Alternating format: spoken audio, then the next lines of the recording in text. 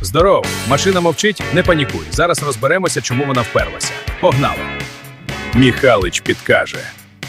Дивись на приборку. Якщо вогні гаснуть, здох акумулятор. Перевір клеми або шукай, хто дасть прикурити. Буває, що датчик бреше, а бак порожній. Перевір паливо, перш ніж лізти глибше.